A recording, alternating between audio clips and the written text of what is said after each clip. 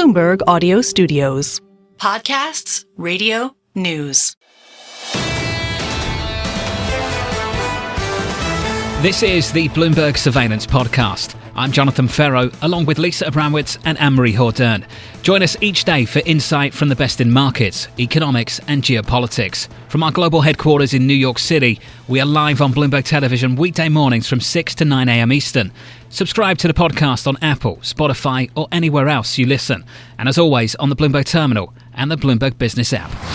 The FOMC widely expected to hold rates steady, but it does plan on updating its economic forecast. Krishna Guha of Evercore ISI joins us now. Krishna, are we expecting to hear absolutely anything other than we are in a dark room with a blindfold, bumping into chairs just like the rest of you?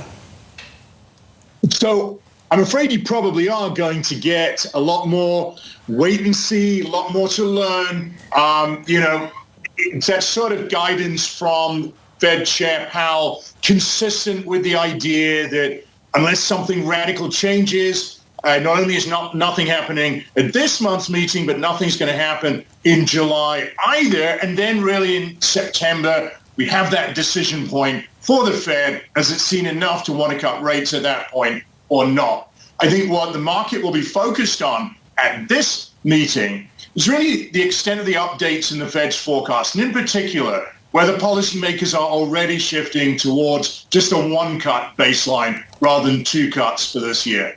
Krishna, how much does it really matter? Because right now the Fed seems highly uncertain, very much on the fence. Their sort of strategic analysis is shape-shifting depending on the day. And we're seeing data that hints at something of a labor market softening that's caused a lot of people to be a little bit concerned. I'm talking about continuing claims. We're going to get retail sales in just under 2 hours' time. How much is that almost more important than the rhetoric that we hear out of the Fed right now?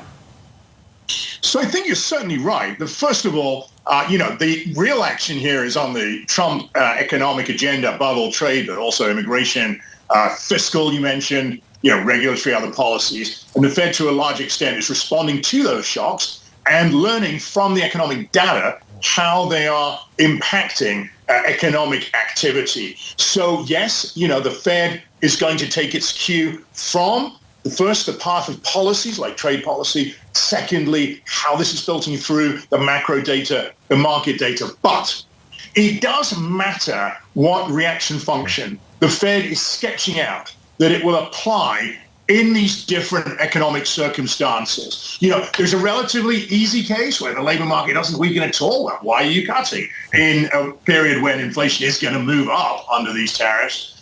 Conversely, if the wheels come off the bus in the labor market, for sure we know they're going to be cutting, even though there's going to be elevated inflation, provided that the expectations remain well behaved as they are right now. The question is, in this middle zone, in this gray zone, how are they thinking about, what would constitute a materially enough weakening of the labor market to want to cut, to lean against that getting any worse? And also, what do they think they're learning from the most recent data, which certainly is imperfect in the way you described? But I'd say for May, overall, top tier, employment report and inflation, both a little more benign than might have been expected. Hey, Krishna, it's Chris. Can you talk just for a moment about kind of this divergence between the market rate and the policy rate? We've always joked in our work that who needs Fed speakers when you have the two-year yields? Is there a level on the two-year yield down where you'd say, okay, the Fed is now behind the curve and kind of needs to get back in the easing cycle maybe faster than you thought? Yeah, so that's a very good and important distinction to draw. Right. The Fed obviously sets the overnight funds rate, but it's the 2-year, 5, 10, and so on rates that are much more important for the economy as a whole. And of course, those will also embed information as to how market participants are thinking about the outlook. What I would say is that the Fed doesn't try to micromanage, the 2-year yield. It couldn't, even if it wanted to. And so I don't think that it's so wildly out of whack right now with what Fed officials might be thinking on a probability-weighted basis. Because remember, the market isn't just pricing the baseline case, but they're pricing a range of risks, including the risk that we do, after all, end up falling into a recession. The Fed has to cut a lot. So right now, I think the Fed will be comfortable to let the market operate as a little bit of an automatic stabilizer. Rates going down in the market when the news is weaker, rates moving up when the news is stronger or there's signs of some more inflation pressure. They're not yet at the point where they would feel the need to make a call on rates themselves in terms of the Fed funds setting. Krishna, do you think kind of in the spirit of the Fed might not make the same mistake, they might make new mistakes, that 2021, 2022 is coloring their thinking too much on this idea of kind of the inflation risk? Maybe in a lot of respects, the appropriate word to use today, and we talked about this earlier, is actually transitory, given that tariffs are a one-time price hike or oil, yet they're so reluctant to do that because of the recent experience. So look, at some level, I think you're right? Everyone fights the last war, and the Fed can be guilty of that too. There's no question that the fact that the Fed, went out with a transitory story and lived to regret it last time is, I think, coloring their thinking some this time too. But there are two important sort of objective considerations there that do weigh a bit in this direction. The first is that these tariffs are not simply on end products, they're also on intermediate goods, inputs into U.S. production. And it's those tariffs on intermediate goods that the economic research tells us can have more persistent effects on inflation, not just a one and done sort of, if you like, tax increase effect. The other thing is that the Fed does have reason to wonder whether inflation expectations, wage bargaining, price setting behaviors are quite as well locked down now after several years of elevated inflation as they were previously. And these starting conditions, economists will use the term initial conditions, do matter in terms of your risk management judgment. Krishna, just real quickly here, if I were cynical, I would think the Fed would just err on the side of being more hawkish in order to keep some of the inflation expectations restrained. Why isn't that the case, that we can basically expect them to say something that is going to be hawkish whether they think it or not? So I think they are mildly hawkish. I mean, after all, they're telling us that they judge that the current setting of policy is moderately restrictive, modestly restrictive. Individual officials use different terms, but restrictive. Why is it restrictive? Well, it's restrictive precisely because, as you say, they want to try to lock down inflation expectations into the initial sticker shock from the tariff price increases when that comes. And as I said, it hasn't really shown up in May. We do expect it to show up more over the next few months. Near term, that's certainly hawkish, but I think it's also important to understand that the Fed recognizes that a precondition for being able to cut rates in response to labor market weakness at a time when spot inflation will be high because of the tariffs is that you have to make sure that you've locked down the inflation expectations first. So yes, it's moving in order of priorities, lock down the expectations first, then look at business cycle management. But if they get the first right, they will have the flexibility to do the second if it's needed. Krishna Guha of Evercore ISI, thank you so much.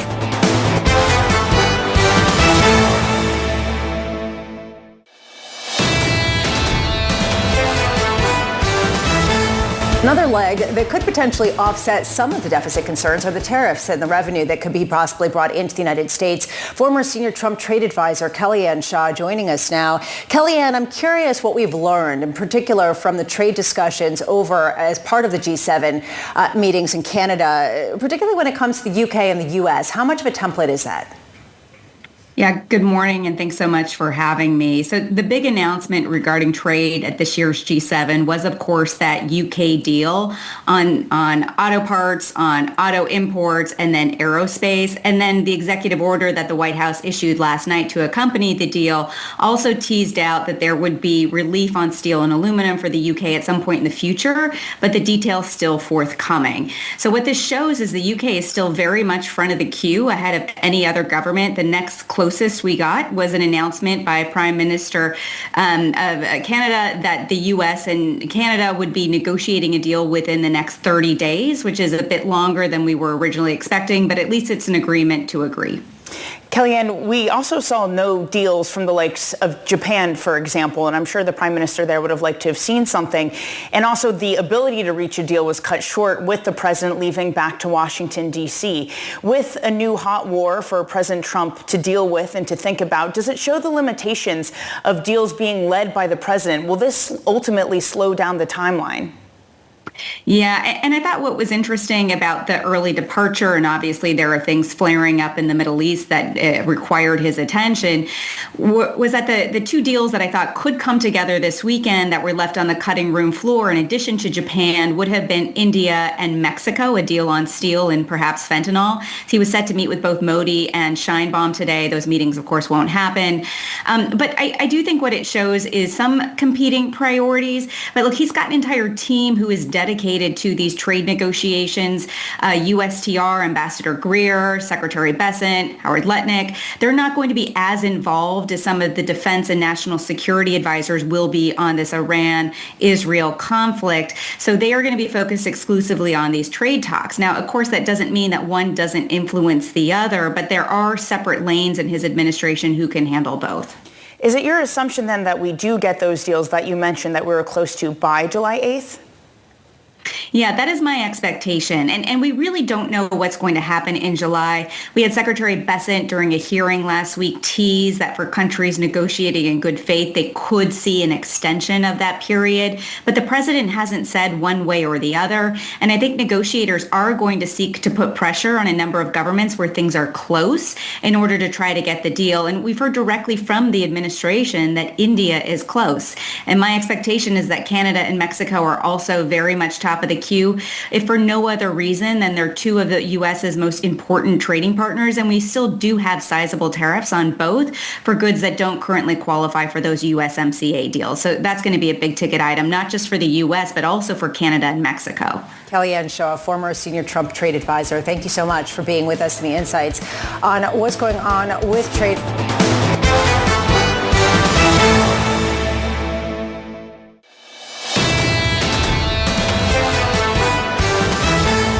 Joining us now is Reza Pahlavi, the son of the last Shah of Iran. Reza, thank you so much for being with us. I want to start with a question. Are you in active discussions in any way to return to Iran in a leadership role if there is some sort of regime change in Iran?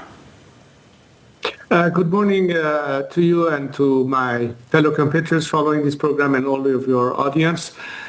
There is a campaign for liberation that we've been committed to all these years. The moment is approaching very fast. The regime is on the verge of collapse. We see elements within the regime already talking defections. They get in touch with us. We see a leader who is now hiding in a bunker like a rat, while many high elements are taking flight from Iran. I think all of this is conducive to something that may very soon happen. And finally, my fellow compatriots will be able to overcome. And of course, there's a plan not only for this phase of our struggle, which is liberation from this regime, but what happens right next, the transition to what we hope will culminate in a democratic outcome. I have stepped in to lead this campaign at the behest of my compatriots. I have a plan of action not only to manage this phase of transition, but also to plan for Iran's future recovery and prosperity, Wait, Reza, which at the end has to go hand in glove with our democratic ideas. Just a question here. Who are the compatriots who've approached you to try to helm this leadership push? Well, I think that you have people who have vested interest in preserving this regime because their whole survival depends on this regime all this time. Whereas the millions of my compatriots who were the first victim of this regime have paid all these 4 decades a very heavy price. We have seen many campaigns that people protested. The latest one was 2 years ago, the Women Life Freedom Movement. And finally, I think today with this clear weakening of the regime, and as I said, being on the verge of collapse, finally, all these people who have risked their lives and honorably put their lives on the line and did die for the cause will be able to remembered as heroes of this conflict, because we'll be liberated sooner than everybody thinks. And my entire commitment has been from day one to support my compatriots in the struggle for liberation. And we believe that the end is very near for the regime, and our dreams of liberty will finally be realized very soon. Reza, on the ground, what we've seen in Iran is those in Tehran, for example, trying to evacuate. Israel saying more recently that they would look at targeting places there. You've seen fear, you've seen strikes, and you've seen death. How complicated and how difficult is it to ask a populace to rise up and rally behind you when they're the very same ones that are under threat right now? Look, I think many of my competitors are smart enough to understand that if until now, and in fact many of your colleagues in the media have always asked me, how do you fight a regime that is so repressive, that is so ruthless, that executes, that threatens dissidents or activists at home? To which I said, well, obviously the playing field has to be more equalized. This is a case where for the first time in 40 years, we see this regime being declawed, literally declawed. But it is also important to have the support of the world community, because until now, many times my competitors have been thrown under the bus when they had an opportunity to be backed because of a policy of appeasement or containment. I think now the situation for the first time exists for the world to realize that it is no avail to expect this regime to change its attitude and behavior. Ali Khamenei is at war with the world, not the Iranian people. He is the main culprit for being here and having Iranians also have innocent victims and civilians die, to whom my heart goes out, of course. But I think right now we need to be focused on the goal and the aim. We have a tremendous opportunity to overcome this regime. I think the world will breathe a sigh of relief with this regime no longer be there. Well, we Reza, are carrying on our fight as Iranians. Because you say the goal and the aim is a regime change. What we have heard from Israel is that their goal is to dismantle the nuclear forces from Iran. Is it your understanding that a regime change is also a goal from the Israelis, and have you been in contact with them? I'm not asking any foreign governments to state a policy of regime change, although I think many of them do believe that ultimately that would be the best formula to get rid of so many problems at the same time, and not just the nuclear threat as a result of this regime track record of behavior in the region and beyond, fomenting terrorism, supporting their proxies like Hezbollah or Hamas in the region and so on. So by the disappearance of this regime, we're eliminating too many problems that this regime has caused in one shot. The first beneficiary of regime change are the Iranian people themselves. But we believe that our immediate neighborhood in the region, whether it is the Israelis, our Arab neighbors, and beyond that, the rest of the free world will understand that the Iranian people who, unlike this regime, want to be part of the civilized world, with the same values and principles of liberty and freedom and human rights, unlike this regime, would be certainly the element of change and, if you will, the alternatives to this regime. I think this is where the world needs to be focused now, beyond the immediate campaign that is a result of the stubbornness of Khamenei, who has dragged our country into it. But let's look at the positive aspect of, once we get rid of this regime, how we can envisage a future where we're back to an element of stability and regional peace, which is in everybody's interest. That's Reza, what we just to build on what Danny was asking, have you been in contact with the Israeli leadership? We are reaching out to everyone, including the Israeli side, to understand where it is that we stand, what is the expectation of the Iranian people in terms of world support. I think it's pretty much the same thing that many struggling nations under totalitarian regime were looking at any country that understand that they have to stand with the people of a country that is trying to liberate itself. And again, whether it's the Israeli government or the American government or any other government for that matter, the question is, whose side are you going to stand with today? The Iranian people, or continue to insist negotiating with a regime that is on the verge of collapse? There's also a question of what this new leadership looks like. Reza, are you talking about reestablishing the monarchy when that was controversial and it might not have full support from all parties, particularly the more religious elements of the Iranian society? Well, I have never advocated for one form of a regime or another. What I did and have advocated, and in fact is part of my transition plan, is a process that is totally democratic. That means that the Iranian people have to have the ability to ponder upon whatever a constitutional assembly will propose as a constitutional formula. A future constitution, the form that the regime can take, what it will mean. And unlike 1979, when people had no clue or idea what an Islamic republic means, and by the time they figured it out, it was too late, this time in full transparency, they'll have the option to look at what's the best model that fits them and let the ballot box decide in majority what the Iranian people will opt for. Will it be a republic? Will it be a constitutional monarchy, or whatever it is? My objective is not to stand here as the result of that. And my responsibility right now, my only focus is to see this process through so we can ensure that ultimately we replace this dictatorship with a democratic, and let me underline, a secular democracy, where there's a clear separation of religion from state as a prerequisite. To that point, past attempts to engineer regime shifts in the Middle East haven't often ended in liberal pro-Western governments. There are examples, many out there, Libya, Syria, Yemen, Somalia, all ending in things that look like fragmentation or current armed forces having the most power and being the ones that emerge in the chaos of a regime shift. What do you suggest that it is different this time? I think Iranian society, not just for centuries of proving that they have, as a nation state, a concept of a nationhood, national identity, national pride and objective, a culture, a civilization, but also a polity. And a generation today, very shrewd and very clever, by knowing what it is that will be in their interest. They see the world and how it has evolved. They have seen successful campaign of liberation. They understand the key elements that sustains and preserves democratic order. And I believe today's Gen Z in Iran is more than ever equipped to understand not only the needs, but how and what it will take to implement that. Look, it's a collective project. Everybody have to roll up their sleeves and participate. The premise remains the same in the principles of liberty and human rights. But if each member of society is committed to see through it and actively engage in that process, that's where we can guarantee that it's going to be actually a result that will be positive. I have absolute faith and confidence in my compatriots and their wisdom and their know-how and their knowledge. They do need guidance, of course. They do need support, of course. They do need some level of leadership, of course. But at the end, they are the elements and instruments of change. Yeah. And we are working together very closely to see that through. Reza Pahlavi, thank you so much for your time. Really appreciate you getting on with us.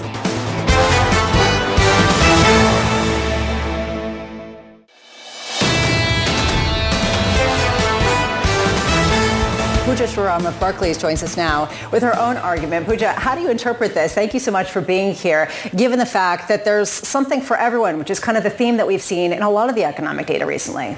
That's true. Well, so far, I sort of agree with what she said in the sense that right now it just looks like everything seems to be good. So far, so good is how I would put it. But it's hard to say how things are going to pan out sort of going forward. A quick take on the retail sales from my end is that we had expected a slightly weaker control group. So the fact that it actually did better than we'd expected is, again, maybe, like she said, maybe a resilient consumer. Income fundamentals, wealth fundamentals for consumers have been looking good. It's something we've said on and off. But I do expect at some point a pullback and a moderation in consumer spending to materialize. Did it happen in this sprint? It didn't. Maybe there's a correlation, though, between the decline that we've seen in oil and gas prices and the increase that we saw, the strength that we saw in the control group, because there's this theory that if you're not paying as much when you go to fill up the tank in your car, you have more to spend on other things. How much is that thesis threatened if oil prices start to spike at a time of conflict in the Middle East? No, that's a valid point. The one thing that I would add is that the spending on gasoline as a share of consumer spending isn't as high as what most would think. It's about 2 to 3% for the consumption basket. So you would need a pretty persistent and a pretty big rise in oil prices for consumers to actually start feeling threatened and for them to actually start pulling back. It's what we call like the discretionary income channel, because you have to spend on oil. We think demand is relatively inelastic for oil. And so when you have to spend more on oil, you're forced to sort of pull back elsewhere. So that is a risk, but we think it's developing. I wouldn't say that's a baseline right now. When it comes to a consumer that you expect eventually to weaken, what is the trigger for it? Because we already see some underlying weakness in the labor market, a little bit in there, things like the unemployment, some of the weekly initial jobless claims ticking higher. Companies are not hiring right now. There seems to be a freeze. What needs to change for that actually to trickle down into some weakness for the consumer? Well, I think two things. We need to see this consistent, disciplined, gradual slowing in the labor market for the consumer to start feeling a little worried. The other thing which we've been saying that should happen eventually is as the prices start increasing because of tariffs, there could be some pressure on the consumer purchasing power. When both of these things materialize together is a world in which we think the consumer would feel cautious about spending, and that's when we should hopefully start seeing the personal saving rate tick up because you're trying to save up. Just be clear, does it actually need to happen? Because you have seen the sentiment measures sour quite a bit to start this year. They've been bouncing around since then, and there's a whole host of reasons why maybe you shouldn't pay attention to them. But is the expectation for economic weakness or geopolitical strife, do any of those sentiment type issues weigh on the consumer, or do they keep spending through it until the actual prices, the actual data changes? Well, it's hard to say, but I would think there has to be some amount of precaution that has to set in. The other thing that we've been saying is the price level is already so high across a whole host of commodities, goods, and this is an aftermath of the pandemic, that now any additional price increase, we think the consumer is likely to be sensitive to that. Just to, if you're just joining us right now, just to reset, we did get retail sales that came in on the headline level weaker than expected, down 0.9% versus the expected 0.6%. That sounds negative. That sounds like a weakening. Oh no. And then you take a look at the control group that came in stronger than expected, up 0.4% from the 0.3% that people had been expecting. The revisions to the prior month, as Danny was talking about, also were revised to be less bad than they were initially. And it raises this question of what the response in markets is. The response is interesting, actually. What you're seeing is less of a bid to the 2-year yield and more of a bid to the 30-year yield, which signifies that maybe people see this, and I'm really taking liberties here, as an excuse for the Fed not to cut rates as quickly because of that strength in the control group that could lead to longer-term weakness. Pooja, how much are you looking at that type of scenario that people say the longer the Fed is on hold, the more longer-term we see potential for a decline in inflation expectations and more weakness? Well, I think in the near term, it makes sense for them to be on hold, just because there's an obvious tension between what we think is going to happen to inflation and the fact that we're not seeing a very material slowing in the labor market. So I think in the near term, it makes sense that they're on hold. I don't quite buy the argument that it would necessarily lead to more weakness going forward. I think it is going to give them a window to come in and cut rates. Okay, so this is the argument some people have made, and this is sort of the question that we've been bandying around all morning.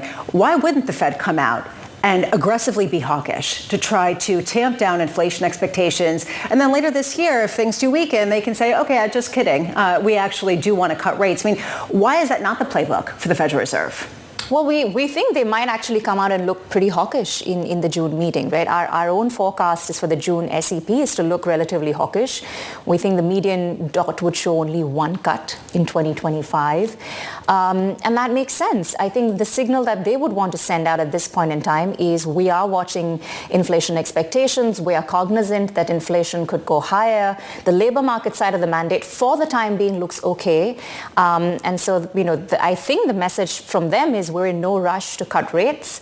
And I think it's the flip side, right? Should things actually materially start to weaken, they could come in and cut rates. It's interesting because Bloomberg Economics has the same outlook, Anna Wong and her team there, but they said Chair Powell isn't as hawkish as the rest of the committee. So if you get one dot on the dot plot of cuts, expect Chair Powell to come up and kind of downplay and say, oh, we have a range of outcomes.